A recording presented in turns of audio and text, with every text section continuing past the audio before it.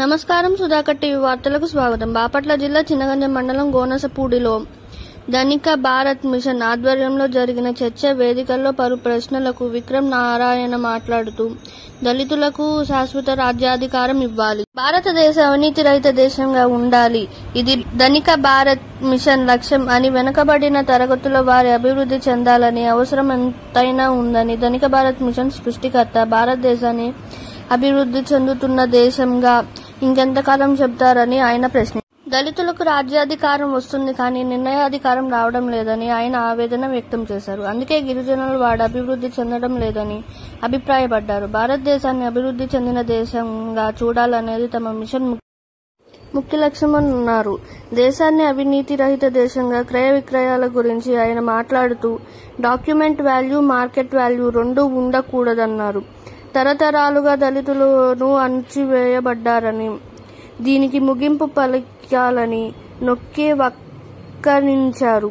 దళితులు అభివృద్ధి చెందాలంటే వారికి ప్రత్యేక పంచాయతీ నియోజకవర్గాలు ఏర్పాటు చేయాలని ఈ కార్యక్రమంలో పలువురు మేధావులు, ప్రొఫెసర్లు, లెక్చరర్లు, నాయకులు పాల్గొన్నారు.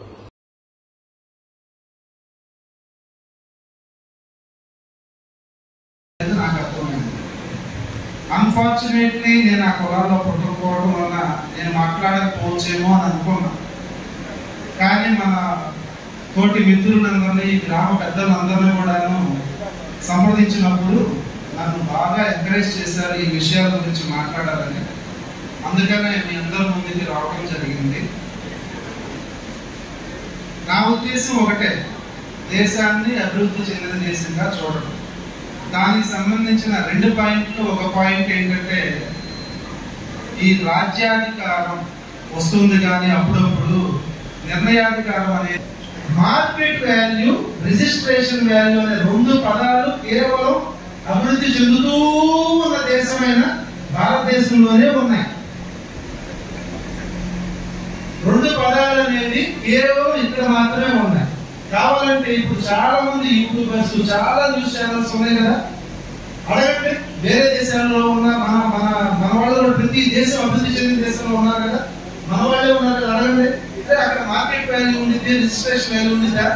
నువ్వు క్యాష్ రూపంలో ఇంత డబ్బులు ఇచ్చి రిజిస్ట్రేషన్ అంటే నువ్వు బిల్లు తీసుకునేది దీనికేనా అడగండి, ఉండదు. అంటే గవర్నమెంట్ ఏం చెప్పింది, రిజిస్ట్రేషన్ వాల్యూ అంటే మినిమం రిజిస్ట్రేషన్ వాల్యూ ఈ 5 లక్షల రూపాయల బాబు ఆ ఏరియాలో మినిమం రిజిస్ట్రేషన్ వాల్యూ. కానీ మనం ఏం చేస్తున్నాం, 5 లక్షల రూపాయల వరకే పెడుతున్నాం, మిగిలిన అన్ని కూడాను బ్లాక్ మనీ తీసుకొచ్చి తగలేస్తున్నాం. అర్థమైందా? ఈ 2 పదాలు ఉండకూడదండి. మార్కెట్ వాల్యూ, రిజిస్ట్రేషన్ వాల్యూ అనే 2 పదాలు ఉండకూడదు, ఒకటే ఉండాలి.